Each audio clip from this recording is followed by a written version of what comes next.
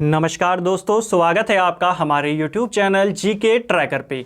देखिए फ्रेंड्स, आज की वीडियो में हम बात करेंगे जो हमारी एक सीरीज़ थी लुसेंट जीके एमसीक्यू सीरीज़, और जिसके अंदर आज हमारा ये 29वां पार्ट है।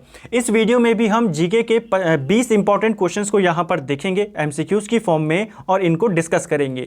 ये वीडियो आपके आने वाले सभी एग्जाम के लिए काफ़ी इंपॉर्टेंट है, क्योंकि यहाँ पे हम सबसे पहले लुसेंट के जो एमसीक्यूज हैं उनको कवर करते हैं, और उन एमसीक्यूज को हम पहले कवर कर रहे हैं जो अभी हाल ही में एग्जाम में आए हैं। ठीक है, अलग अलग एग्जाम के अंदर पूछे गए हैं, इनको देखते हैं। इनके साथ जो एक्स्ट्रा फैक्ट इनसे जुड़े हुए होते हैं उनको भी हम यहीं पर कवर करते हैं, ताकि आपका एक क्वेश्चन से कई सारे क्वेश्चन आपके यहाँ पे बन सके।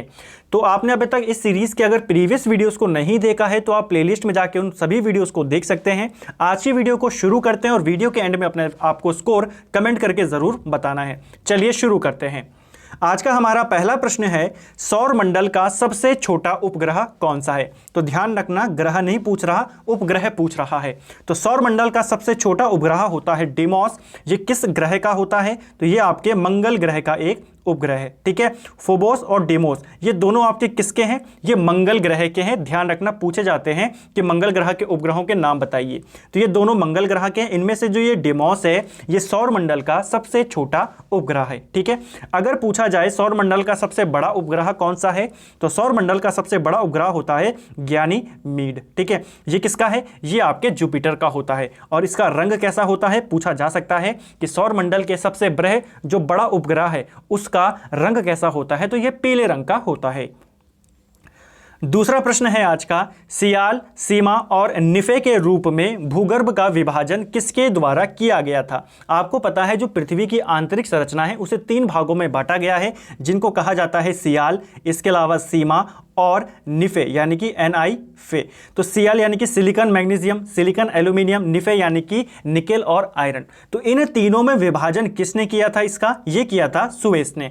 एडवर्ड सुवेस इसका पूरा नाम था, ये आपको ध्यान रखना है किसने किया? सुवेस ने। एक और चीज, जो ये सियाल शब्द है, सियाल सबसे पहले ये शब्द भी गढ़ा किसने था? सुवेस ने ही गढ़ा था। तो ये भी आपको ध्यान रखना है। ठीक है, और इस प्रश्न को आपको घुमाकर भी दे सकता है कि सुवेस के द्वारा पृथ्वी के आंतरिक भाग को कितने भागों में बांटा गया? तो कितने भागों में बांटा गया? 3 भागों में बांटा गया। ठीक है, सियाल, सीमा और निफे।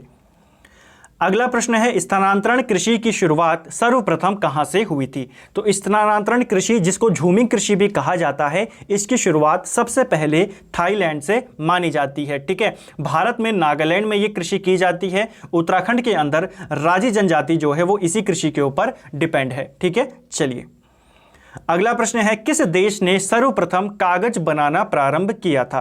तो कागज बनाना सबसे पहले किसने शुरू किया? ये किया था चीन ने। तो कागज सबसे पहले कहां बना? चीन में बना। सबसे पहले किताब छापने वाला देश कौन था? वो भी चीन था। इसके अलावा सिविल सेवा जो प्रतियोगिताएं होती हैं उनको आयोजित करने वाला भी पहला देश कौन था? चीन था। रेशम का आविष्कार भी कहां हुआ था? चीन में हुआ था। अगला प्रश्न है, सास्थम कोटा झील किस राज्य में स्थित है? यह क्वेश्चन अभी एसएससी 2019 में इस क्वेश्चन को पूछा गया था। ठीक है, तो ये सभी क्वेश्चन हाल ही में किसी ना किसी एग्जाम में पूछे गए हैं जीके के, वहां से मैंने इनको नोट किया है। ठीक है, लुसेंट में भी है, आपको ये मिल जाएंगे। तो सास्थम कोटा जो ये झील है ये आपकी किस राज्य में आती है? ये है आपके केरल राज्य में स्थित है। और यह झील एक रामसर साइट भी है। तो ध्यान रखना, रामसर साइट है तो इंपॉर्टेंट हो जाता है। ठीक है, इसको रामसर साइट 2002 में घोषित किया गया था और यह केरल में है। केरल की ताजे पानी की सबसे बड़ी झील अगर आपको पूछी जाएगी तो वो सास्थम कोटा झील है। ठीक है, अगला प्रश्न है, भारत में किस वर्ष पर्यावरण संरक्षण अधिनियम पारित किया गया था? तो ये जो पर्यावरण संरक्षण अधिनियम है ये पारित हुआ था आपका ऑप्शन डी 1986 में।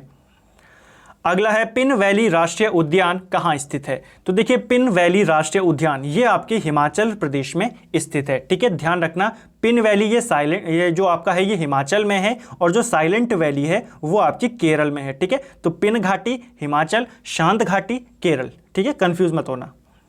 अगला है, बंकिंगम नहर कहाँ स्थित है? तो देखिए, ये जो बंकिंगम नहर है, बंकिंगम कैनाल भी इसको बोला जाता है। ठीक है, नहर को इंग्लिश में ही कैनाल कहते हैं। ये कहाँ पर आपकी स्थित है? कौन से तट पर है? तो इसका जो सही आंसर है यह है आपका ऑप्शन सी, कोरोमंडल तट पर स्थित है आपकी बंकिंघम नहर। यह क्वेश्चन भी हाल ही में पूछा गया है, तो इसको ध्यान रखना।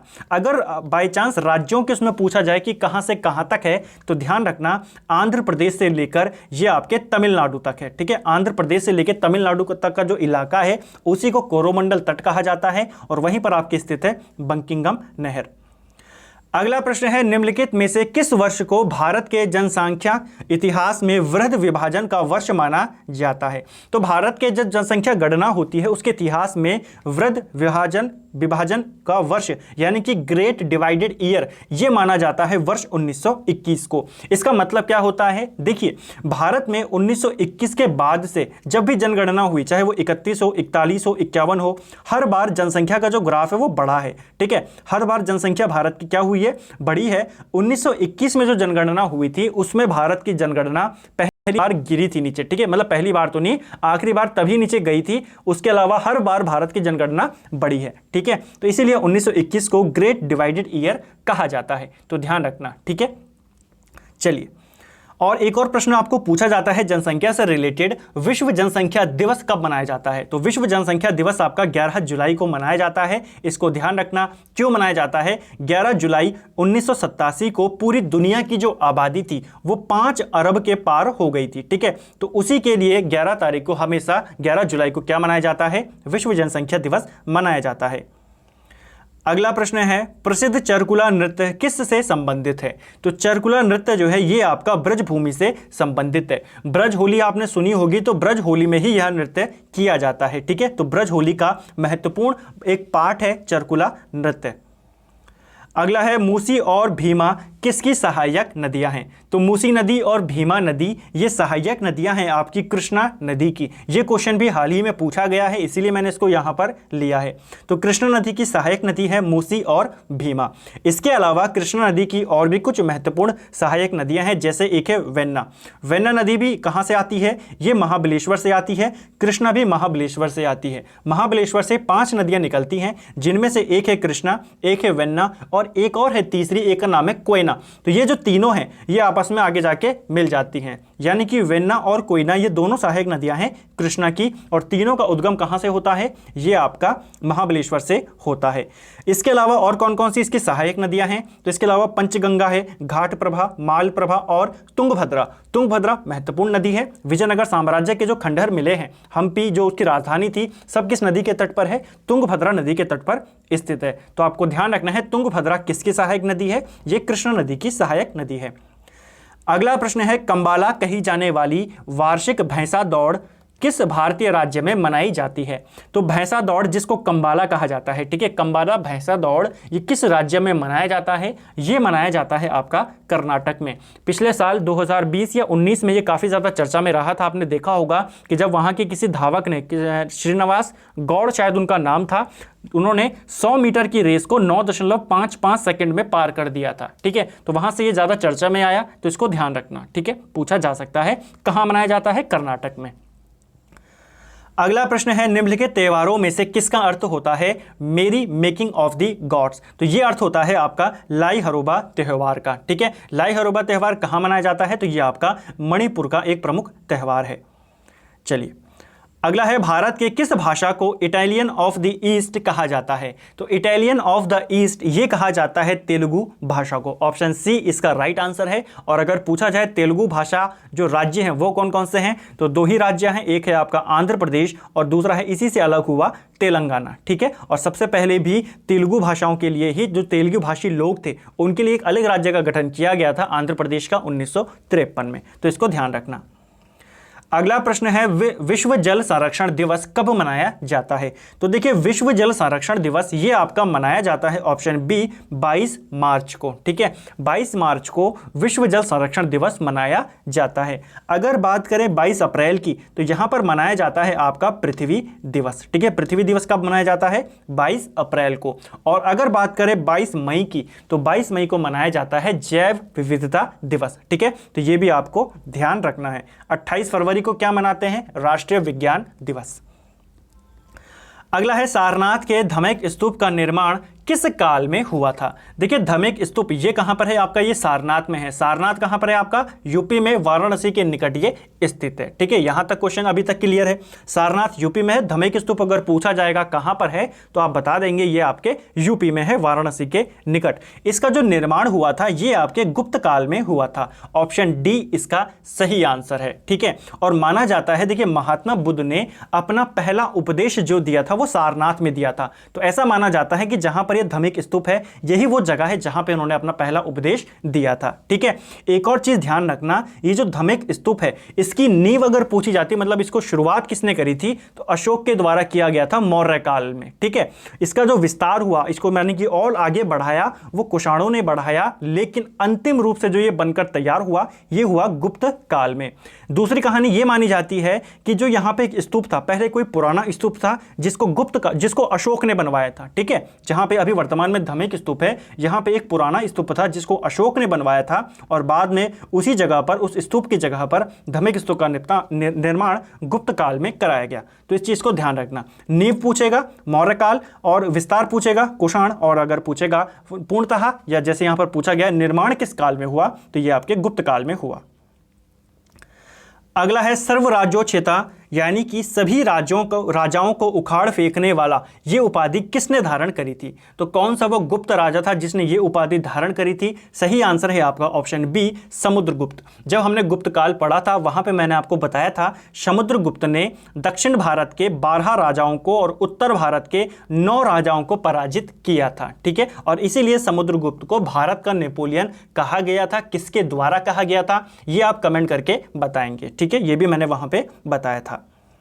अगला प्रश्न है, एक कैलेंडर वर्ष में अधिक से अधिक कितने ग्रहण हो सकते हैं? यानी कि दोनों ग्रहणों की बात हो रही है यहां पे, सूर्य ग्रहण की भी चंद्र ग्रहण की भी। ठीक है, टोटल तो एक कैलेंडर वर्ष में मैक्सिमम आपके 7 ग्रहण हो सकते हैं। इन 7 में से 5 ग्रहण आपके सूर्य ग्रहण होंगे और 2 आपके चंद्र ग्रहण हो सकते हैं। यानी कि अधिकतम आपके 5 सूर्य ग्रहण हो सकते हैं एक साल में, 2 आपके चंद्र ग्रहण हो सकते हैं। कुल पूछेगा 7 हो सकते हैं। हर साल 2 सूर्य ग्रहण आवश्यक होते हैं, ये भी ध्यान रखना। तो यहां से आपके बहुत सारे प्रश्न बन सकते हैं, इसलिए मैंने आपको एक ओवरऑल बता दिया कि टोटल कितने हो सकते हैं, 7। अब अगर आपको पूछेगा कि एक वर्ष में कितने सूर्य ग्रहण हो सकते हैं तो आप बताएंगे 5। कितने चंद्र ग्रहण हो सकते हैं आप बताएंगे 2। एक वर्ष में कितने सूर्य ग्रहण अनिवार्य हैं, जो होने ही होने हैं, वो है 2। ठीक है, ये ध्यान रखना। अगला है, निम्नलिखित में से किस आकाशीय पिंड को पृथ्वी पुत्र कहा जाता है? तो पृथ्वी पुत्र किसको कहा जाता है? सही आंसर है पृथ्वी का जो एकमात्र उपग्रह है चंद्रमा, इसी को पृथ्वी पुत्र कहा जाता है। पृथ्वी की बहन किसको कहा जाता है? तो पृथ्वी की बहन शुक्र को कहा जाता है। आज का हमारा अंतिम प्रश्न है, किस मुगल शासक ने भारत की वनस्पतियों और प्राणी जगत, ऋतुओं और फलों का विवरण अपनी डायरी में दिया है? तो कौन सा मुगल सम्राट था जिसने इन सब के बारे में विवरण दिया है अपनी डायरी में? सही आंसर है इसका ऑप्शन सी, बाबर ने। ठीक है, तो बाबर ने इन सभी के बारे में अपनी डायरी के अंदर उल्लेख किया है, आपको ध्यान रखना है। बाबर को लेकर एक और प्रश्न बनता है कि इसकी जो आत्मकथा है ये इसने किस भाषा में लिखी है? तो ध्यान रखना, जो मुगल थे, मुगलों की जो दरबारी भाषा थी वो फारसी थी। ठीक है, कैसी थी इनकी? फारसी थी। लेकिन जो इसने अपनी आत्मकथा लिखी है बाबर ने, वो तुर्की भाषा में लिखी है। इस चीज को ध्यान रखना। ठीक है, तुजुके बाबरी उसका नाम है और किस में लिखी है? इसने तुर्की भाषा में लिखी है। तो फ्रेंड्स, ये था हमारा, इस वीडियो में हमने 20 महत्वपूर्ण प्रश्नों को देखा। उम्मीद करता हूं आपको सभी प्रश्न अच्छे लगे होंगे। क्वेश्चन अगर आपको अच्छे लगे हैं, एक्सप्लेनेशन आपको अगर समझ में आया है, तो वीडियो को लाइक करें, अपने दोस्तों के साथ शेयर करें, और साथ ही अगर आपने चैनल को सब्सक्राइब नहीं किया है तो चैनल को सब्सक्राइब करें, और जो बेल आइकन है बगल में, उस बेल आइकन को यानी कि जो घंटी है उसको ज़रूर दबाएं, ताकि जैसे ही कोई भी वीडियो चैनल पर अपलोड होती है उसका नोटिफिकेशन आपको मिल सके। एग्जाम अब नज़दीक है तो सारी आपके लिए इंपॉर्टेंट वीडियोज़ आएंगी, तो आपको उनको जरूर देखना है। ठीक है, तो बेल आइकन को जरूर प्रेस करें और साथ ही दोस्तों के साथ शेयर जरूर करें, और अपना स्कोर कमेंट करना बिल्कुल भी ना भूलें। Thank you friends.